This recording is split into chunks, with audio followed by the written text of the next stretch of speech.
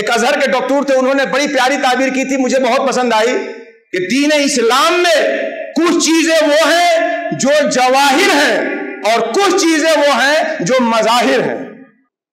کچھ جواہر ہیں, کچھ مظاہر ہیں. اس کو ٹیکنیکل ورڈ میں اگر اصطلاحی لفظ میں لائیں تو کچھ ماہیت ہے, کچھ عوارض ہیں, کچھ اس کے مقوم ہیں, کچھ اس کے ممیز ہیں, کچھ وہ ہیں کہ وہ نہ ہو تو دین اسلام کا تصور ختم ہو جائے گا, اور کچھ وہ ہیں کہ نہ ہو تو اسلام کا تصور ختم نہیں ہوگا, باقی رہے گا مگر مزمحل ہو جائے گا, خوبصورتی میں کمی آ جائے گی, اس میں حسن کم ہو جائے گا.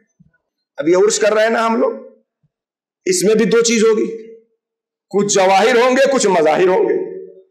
جن کے عرس میں آئے ہیں ان کے لیے ایصال ثواب کریے, ان سے فیضان حاصل کریے, یہ جواہر ہے. اور غاگر بھی اٹھے, سندل بھی اٹھے, سما کی محفل بھی ہو, یہ ہے اس کے مظاہر. بات سمجھ میں آ رہی کہ نہیں آ رہی؟ اہل سنت و جماعت جس پہ ہم قائم ہیں, اللہ ہمیں قائم رکھے, اس کے کچھ جواہر ہیں اور اس کے کچھ مظاہر ہیں. جواہر وہ عقائد ہے جس پہ اہل سنت و جماعت کی بنیاد قائم ہے, جس کو تفصیل سے بیان کرنے کی ضرورت نہیں ہے اور وقت نہیں ہے. اور مظاہر, سلام بھی پڑھتے ہیں, فاتحہ بھی دلاتے ہیں, قیام بھی کرتے ہیں, یہ سارے مظاہر ہو گئے. اسی طرح سے دین اسلام کے بھی کچھ جواہر ہیں اور کچھ مظاہر ہیں. اللہ کی عبادت اور اللہ سے بندگی جب قائم کرنا ہوگا تو اس رشتے کے بھی کچھ جواہر ہیں, کچھ مظاہر ہیں. اب اس جواہر اور مظاہر کا ایک فلسفہ سنیے, پھر اس آیت پہ آتے ہیں. اللہ سبحانہ و تعالی سورہ توبہ میں فرماتا ہے, دیکھیے غور سے, دراصل ہوا یہ تھا کہ کفار قریش کو خانہ کعبہ کی تولیت ملی, حاجیوں کی خدمت کرتے تھے, خانہ کعبہ کے متولی تھے, تو وہ سمجھتے تھے کہ اب ہم جیسا کون ہے. اللہ نے ان کو رد کرتے ہوئے کہا کہ اصل بندگی کا رشتہ قائم کرو, یہ ہے جواہر, اور اس کے ساتھ ساتھ یہ ذمہ داری نبھا رہے ہو, یہ ہے مظاہر اور آراز. اگر جواہر چھوڑو گے تو اللہ تمہارے مظاہر کو کبھی قبول نہیں کرے گا. اس کو فقہی اصطلاح میں فرائض و واجبات اور مستحبات و نوافل, اگر آپ فرض چھوڑ کر کے حرام کرتے ہوئے نفل کریں گے تو اللہ کبھی بھی اسے آپ کو قبول نہیں فرمائے گا.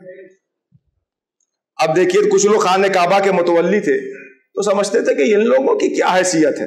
اللہ نے ان کے اس گمان کو زائل کرتے ہوئے, رد کرتے ہوئے فرمایا, اجعلتم سقایت الحاج و عمارت المسجد الحرام, کیا تم حاجیوں کا پانی پلا دینا, سبیل لگا دینا اور مسجد حرام کی ذمہ داری کو نبھا دینا ایسا مانتے ہو, سمجھتے ہو کہ من آمن باللہ والیوم الاخر, جو اللہ اور یوم آخرت پہ ایمان رکھتا ہو, اللہ کی راہ میں اس کے کلمے کو بلند کرنے کے لیے کوشش کرتا ہو, ہرگز یہ سب اللہ کے نزدیک برابر نہیں ہو سکتے ہیں. اس سے ہمیں سبق لینا چاہیے کہ عرس کرا دینا اور بات ہے, مدرسہ چلا دینا اور بات ہے, اور اپنے معبود سے بندگی کا رشتہ قائم کرنا اور بات ہے.